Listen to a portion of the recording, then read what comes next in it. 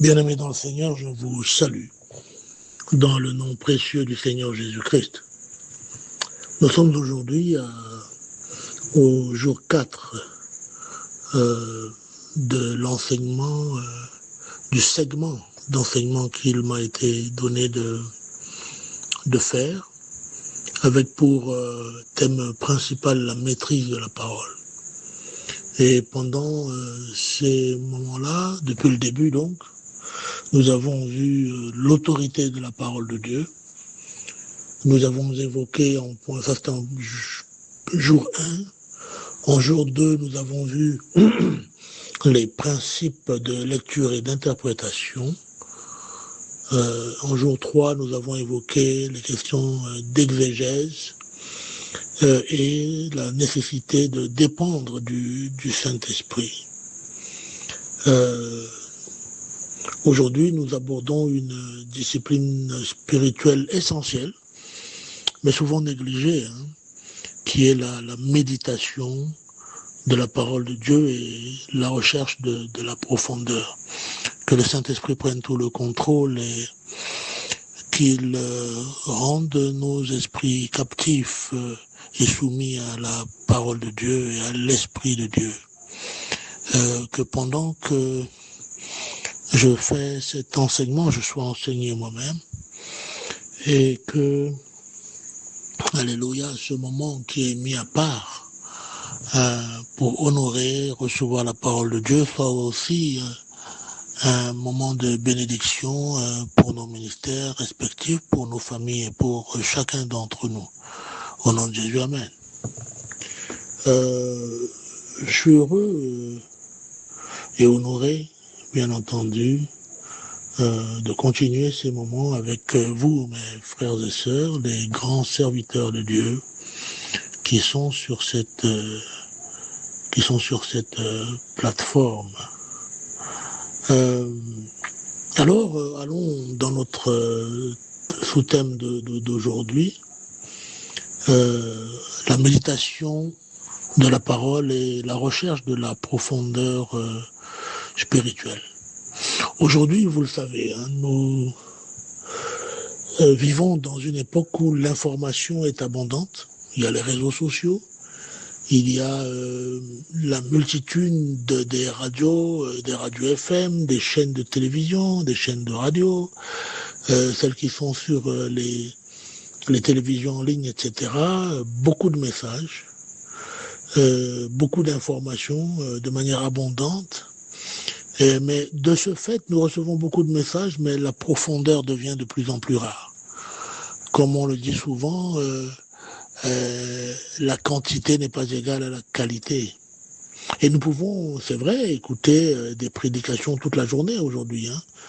Aujourd'hui, quand on le souhaite, on le fait parfois. Moi, je le fais. Il m'arrive de dire que toute cette journée, je vais rien faire d'autre. Je vais écouter des prédicateurs, des hommes de Dieu, des docteurs. Et on peut prendre toute la journée aujourd'hui. C'est tellement facile. On peut écouter des prédications toute la journée. Nous pouvons accumuler des notes, des formations, lire des livres, des quantités de livres ainsi que des commentaires bibliques.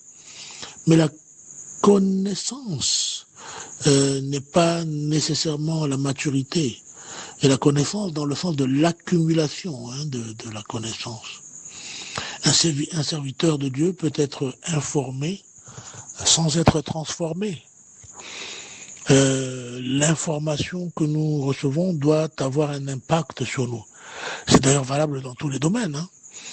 Il y a des gens qui étudient dans des domaines ou des secteurs très très pointus, ou généralistes d'ailleurs, peu importe, mais qui ne sont pas transformés parce qu'ils ont étudié. Quand ils sortent de la formation, qu'elle soit courte, professionnelle ou académique longue, mais on n'en voit pas les effets sur leur vie, sur les changements et l'impact qu'ils portent à la société.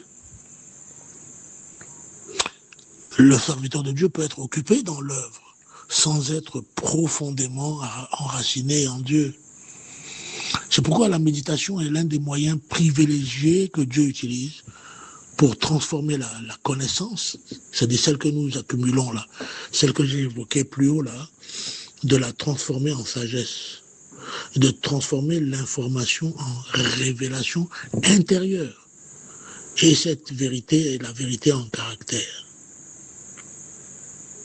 Vous verrez la notion de l'homme intérieur, je vais l'évoquer à plusieurs reprises tout à l'heure, parce que cela a vraiment son importance dans la question de la méditation. Alors, premièrement, pourquoi méditer la parole de Dieu? Écoutons ce que nous dit le psalmiste dans Psaume 119, 97, 100. D'ailleurs, à cet effet, je me rends compte que je n'ai pas pensé à vous donner une série de références. Je vous les donne maintenant pendant que j'y pense et nous reprendrons le fil. Je souhaiterais donc que vous notiez Psaume 63, 6, 9, Psaume 119, 97 à 100. Je ralentis pour que vous notiez bien. Colossiens 3.16, Colossiens 3.16, Hébreux 5, 12 à 14, Éphésiens 3, 16 à 19, Éphésiens 3, 16 à 19, Jean 15, 4 à 5, et Philippiens 4, 8. Je reprends donc Philippiens 4, 8. Et tout naturellement, je commence par un des passages que j'ai évoqué tout à l'heure, quand nous nous posions la question maintenant de pourquoi méditer la parole de Dieu. Et Psaume 119, 97 à 100 nous dit ceci. Combien j'aime ta loi, c'est-à-dire ta parole, hein. Elle est tout le jour, l'objet de ma méditation. Tes commandements me rendent plus sage que mes ennemis, car je les ai, c'est-à-dire tes commandements, toujours avec moi. Je suis plus instruit que tous mes maîtres, car tes préceptes sont l'objet de ma méditation. J'ai plus d'intelligence que les vieillards, car j'observe tes ordonnances. Alors nous remarquons que selon le psalmiste ne parle pas seulement de lecture, hein, il parle de méditation. Alors pourquoi? Pourquoi le dit-il ainsi? Parce que la méditation, au-delà de la lecture donc, permet à la parole de descendre de l'intelligence vers le cœur. Et c'est là où moi je rajoute encore, vers l'homme intérieur. Vous savez que nous sommes plus forts quand nous vivons une vie de l'intérieur vers l'extérieur. De l'Esprit de Dieu en nous vers l'extérieur. De celui qui est en nous vers celui ou ceux qui sont, en tout cas vers le monde. Et nous sommes plus faibles quand notre vie intérieure est si faible que nous vivons de l'extérieur vers l'intérieur. C'est-à-dire que les événements que nous vivons nous marquent et nous obsèdent, nous pèsent, nous font tomber et échouer. Donc c'est l'homme intérieur qui doit être nourri, qui doit être abreuvé, qui doit être imprégné, infusé de la parole. Et comment le faire? Eh bien, c'est par la méditation. On verra tout à l'heure des points pratiques, presque techniques. Alors, c'est vrai que technique peut sembler antinomique avec l'esprit, mais quand je dis technique, c'est simplement, eh bien, c'est un modus operandi. Comment le faire? Comment le faire? Et comme je l'ai dit tout à l'heure, vous savez, en même temps que j'enseigne habituellement, et je sais que vous, c'est la même chose, hein, quand vous prêchez, l'Esprit de Dieu vous prêche à vous aussi. Vous savez que c'est notre lot à nous tous. Moi, quand j'enseigne, l'Esprit de Dieu m'enseigne aussi. Et même quand j'ai préparé un enseignement ou un message, puisque je prêche aussi, eh bien que l'ayant préparé des heures et des heures, pendant que je livre le message, le Saint-Esprit d'ailleurs m'amène ailleurs, pas ailleurs, mais enfin me fait en sortir ou me fait ajouter des choses, ou me fait ne plus dire certaines choses que j'avais prévu de dire. Bien, donc soyons... pourquoi méditer? Parce que la méditation permet à la parole de descendre, disais-je tout à l'heure, de l'intelligence vers le cœur. Beaucoup connaissent des versets En tout cas, parmi nous connaissons tous beaucoup de versets, mais nous ne sommes pas toujours réellement gouvernés par ces versets. Notez que quand je dirige ce genre d'échange, il n'y a ici de reproches pour personne. Il y a ici des rappels bibliques spirituels, mais qui s'adressent à nous tous, et en commençant par moi-même. Si hier j'ai dit que faisons attention de ne pas être présomptueux, ça veut dire que je m'oblige moi-même à ne pas l'être. Parce que quand je vous parle, quand je diffuse un message, en réalité, quand je suis utilisé pour diffuser un message, ces messages s'adressent aussi à mon intelligence, à mon esprit. Voilà ce que je voulais dire sur ce point. Alors la méditation permet, je disais, à la parole de pénétrer les pensées, les motivations et les décisions. Pour un responsable spirituel, c'est fondamental. Je dis parfois, dans certaines prédications, que lire la parole régulièrement, cela permet, et surtout quand je suis face à une population à qui il faut parler plus terre à terre, parfois quand je suis dans certains endroits où je suis invité, eh bien je fais savoir au peuple de Dieu que quand nous lisons la parole de manière régulière, répétée, insistante, avec tout notre esprit, eh bien, la parole de Dieu s'infuse dans notre corps. Elle devient notre chair. C'est comme si elle devient notre sang. Et la parole circule en nous. De telle manière que nous en sommes tellement imprégnés que dans les temps mauvais, avant même que nous laissions la peur nous guider dans un événement ou dans une situation, eh bien la parole de Dieu est tellement inscrite presque dans nos gènes que l'esprit intérieur réagit, n'est-ce pas, à ce qui doit être fait, et nous fait dire, et nous fait proclamer les bonnes choses, sans qu'on ait forcément à se laisser aller à la peur ou autre. D'où l'importance de... Ça, c'est des fruits de la méditation régulière de la parole. Nous ne sommes pas appelés à répéter des informations bibliques. Alors, mettons quelque chose au point. Il n'y a rien de nouveau sous le soleil. Depuis que la parole est la parole, depuis qu'elle est la Bible, nous tous qui nous sommes précédés, ceux qui nous ont précédés jusqu'à nous aujourd'hui, eh bien, c'est cette parole, nous avons entendu des enseignements, nous les avons assimilés, nous avons fait des recherches, le Saint-Esprit est venu nous guider, et nous publions, nous faisons des enseignements, nous donnons des prédications, mais il n'y a rien de nouveau sous le soleil. Sauf à dire que la Bible, la parole de Dieu est toujours nouvelle, en quelque sorte, grâce à l'Esprit de Dieu. Donc, nous ne sommes pas appelés à répéter des informations bibliques, c'est-à-dire prendre ce qui est dans la Bible et le répéter simplement, mais nous sommes appelés à incarner la vérité de Dieu à travers la parole.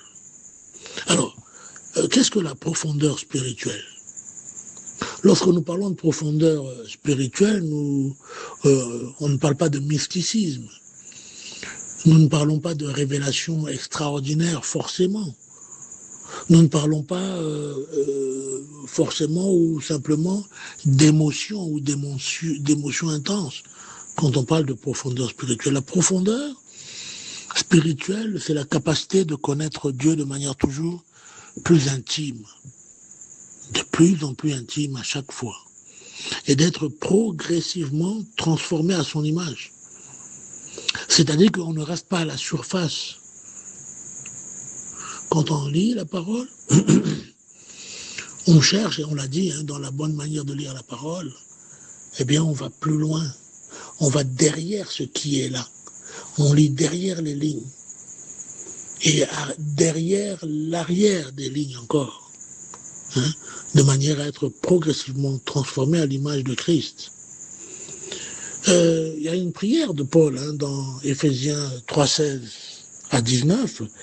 Il dit « Afin qu'il vous donne, selon la richesse de sa gloire, d'être puissamment fortifié par son esprit, dans l'homme intérieur. » Je vous disais que je parlerai certainement à plusieurs reprises de l'homme intérieur. Et c'est important dans le cas de la méditation.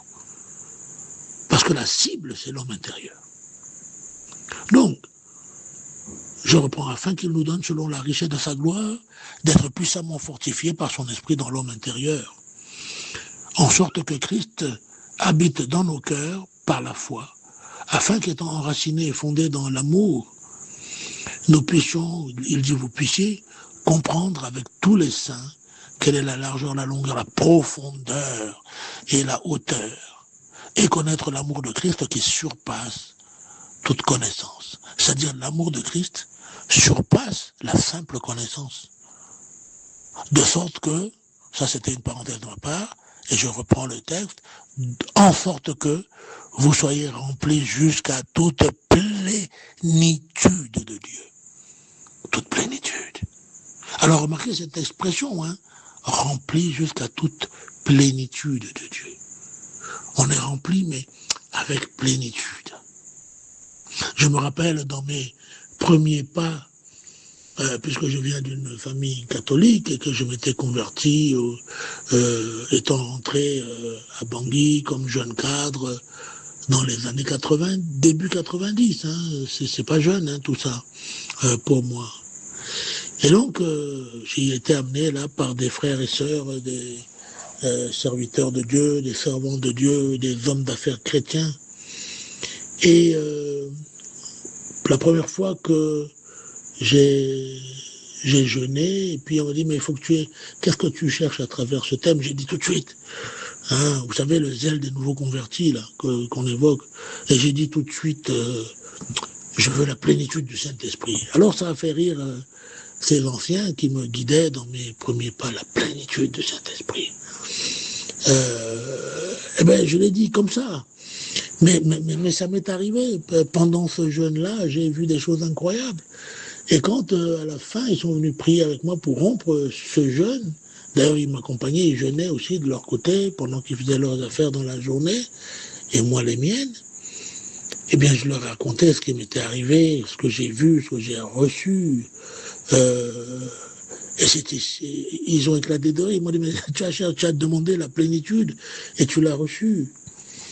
Et c'est d'ailleurs pendant ce moment que, pendant que j'étais allongé sur le canapé au salon et que je m'endormais dans ce moment en journée, et bien que j'ai reçu une main, j'ai vu une main qui sortait du plafond et qui me tendait une très grande main d'ailleurs, une grande main jusqu'au coude, et qui me tendait une Bible, une grosse Bible, et en voulant la saisir, je me suis réveillé. Et voyez-vous, à ces moments-là, j'en étais au début, je n'étais même pas fervent à l'église.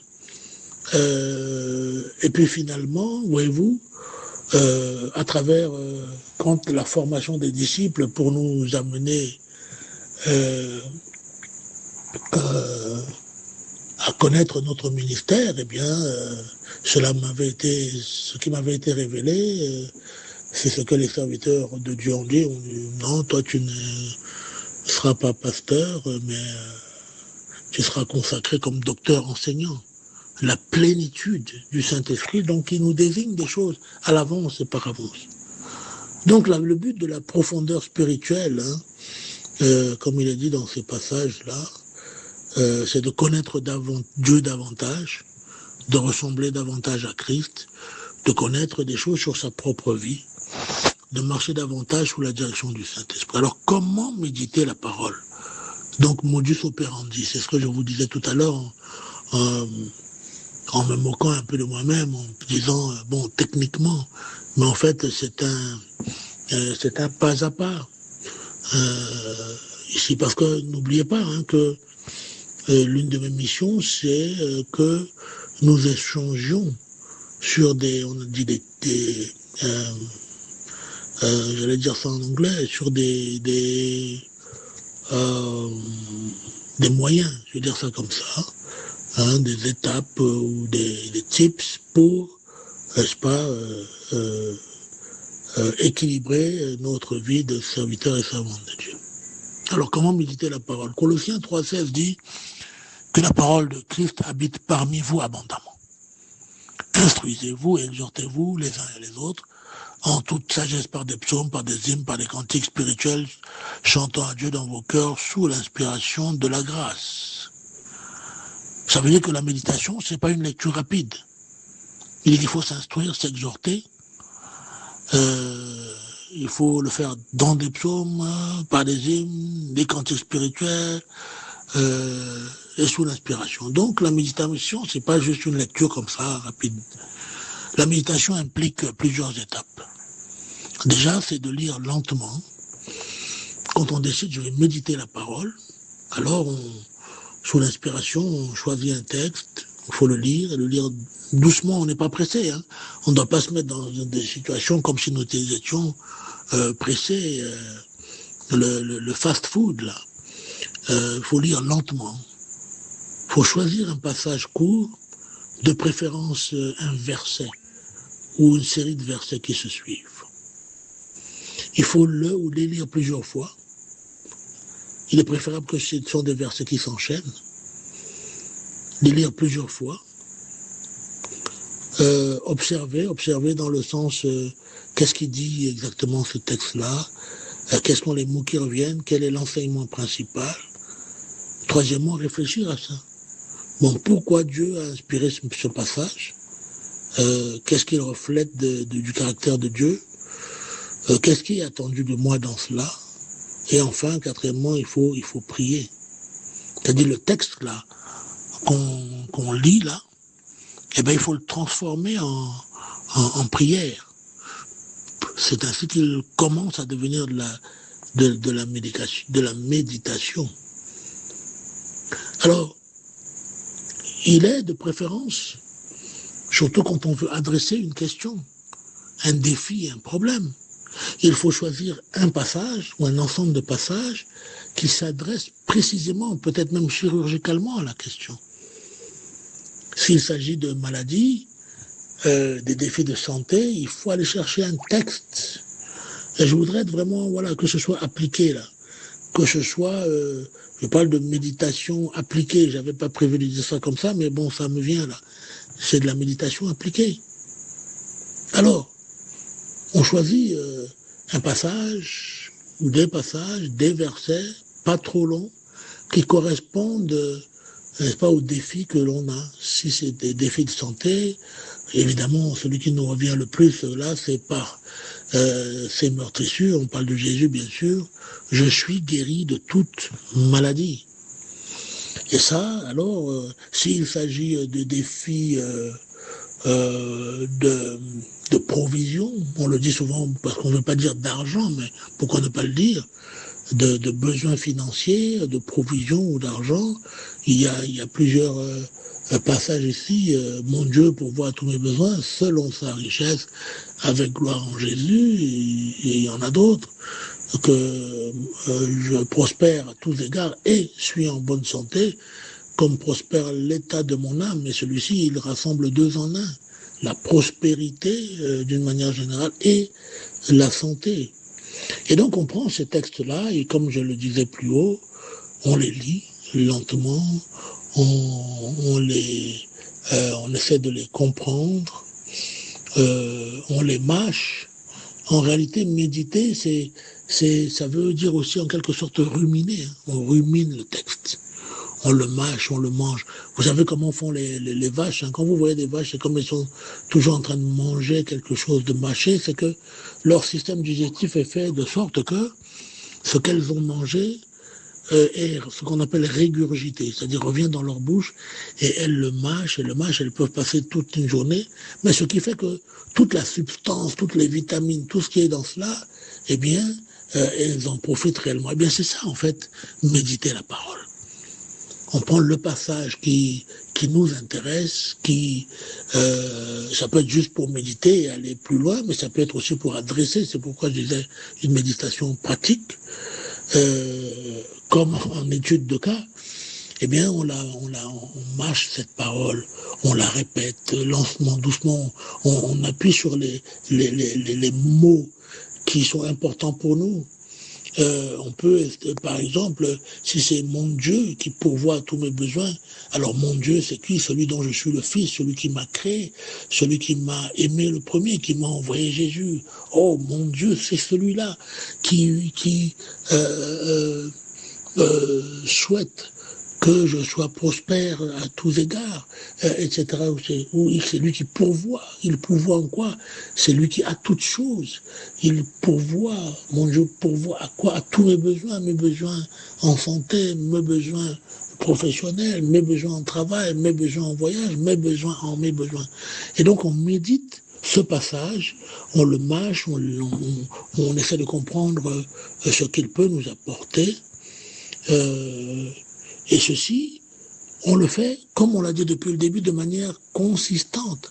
On ne le fait pas une fois ou deux, et puis après on s'arrête.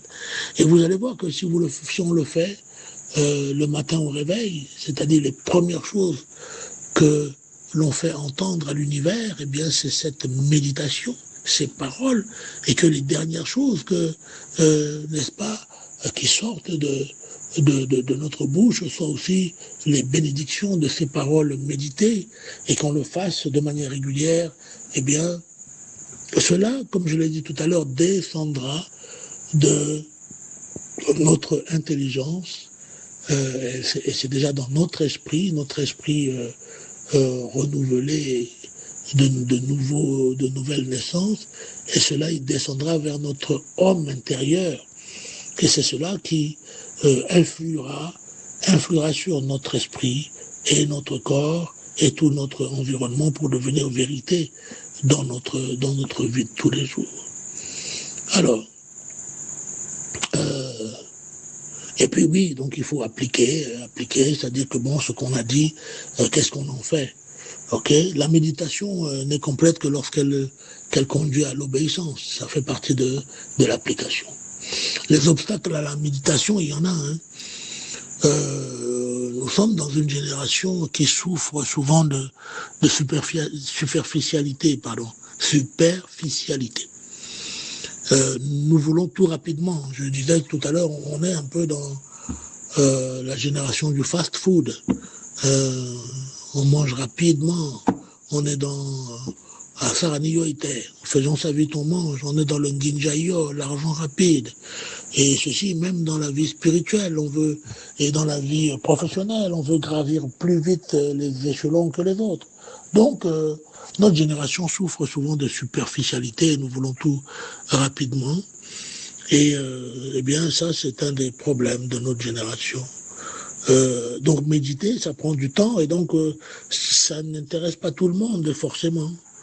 Mais ça, c'est un obstacle à la méditation, et il faut le combattre, il faut se forcer. Et vous savez aussi une chose, c'est que parfois, c'est comme si on n'a pas le temps de méditer. Pourquoi? Parce que nous sommes souvent, nous tous, hein, à un moment ou à un autre, nous tombons dans les dangers et le ministère de l'activisme. Moi, j'ai toujours dit, ou souvent dit aux gens, il y a des gens, je les vois évoluer, et puis brusquement, ils tombent dans l'activisme. Mais c'est souvent, si c'est pas toujours d'ailleurs, de bonne foi. On va animer des réunions, on dirige des projets, on va aussi à l'école du dimanche, on va dans toutes les réunions qui sont organisées. Finalement, on est dans tout. Et c'est ce que moi j'appelle l'activisme. Et l'activisme mène à la fatigue, l'activisme mène au surmenage spirituel, mais aussi physique. Hein. Donc, il faut éviter l'activisme. L'exemple le plus biblique qu'on doit donner, c'est celui de Marthe et Marie. Hein. Marthe, elle était activiste. Hein. Elle allait à la cuisine, elle faisait, elle préparait, elle servait, elle mettait les plats, elle donnait de l'eau. Elle était dans l'activisme. Mais Marie, quant à elle, elle était au pied du Seigneur. Elle écoutait, et je suis certain que tout en écoutant, elle méditait. Donc, servantes et serviteurs de Dieu, Un ministère efficace naît toujours dans la communion profonde avec Dieu. La communion profonde, c'est grâce à la méditation de la parole. Vous savez, on a amené ces thématiques-là les unes après les autres, c'est pas pour rien, parce qu'on a parlé de la lecture, la bonne lecture de la parole, la recherche du Saint-Esprit.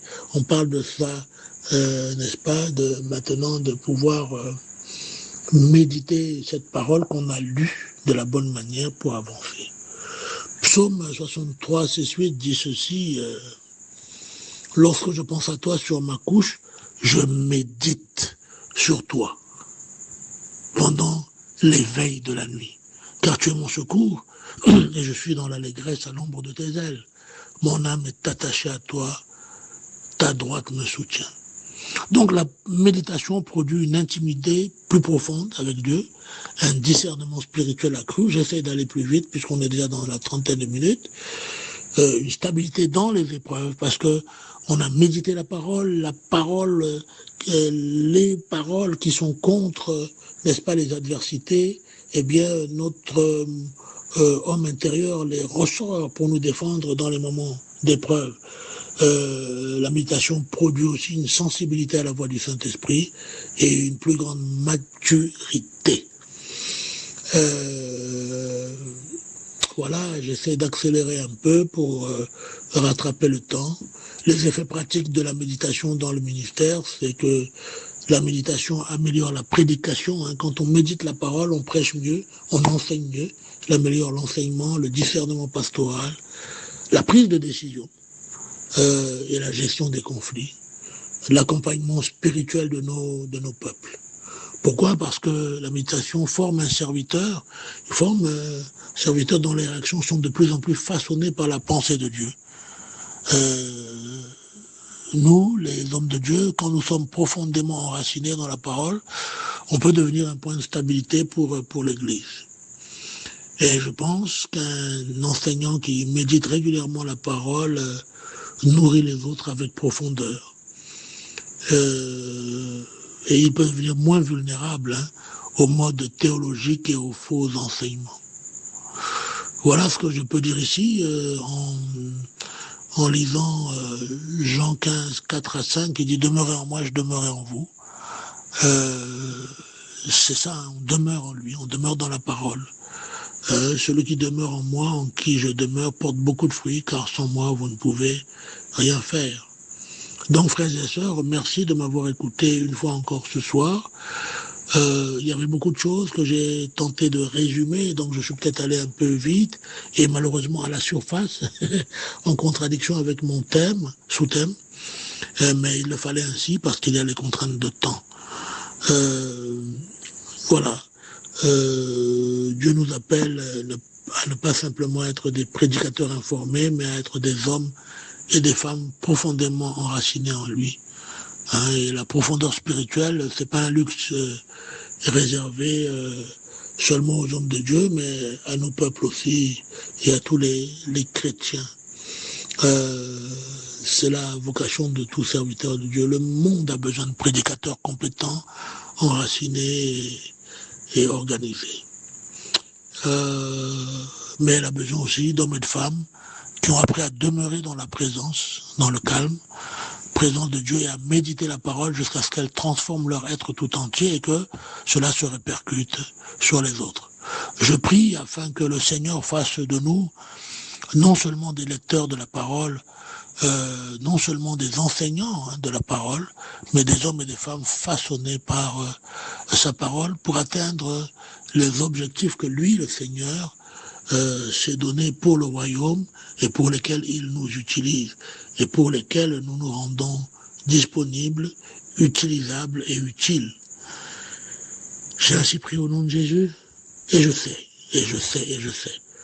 que je suis déjà exaucé. Demeurez bénis au nom de Jésus.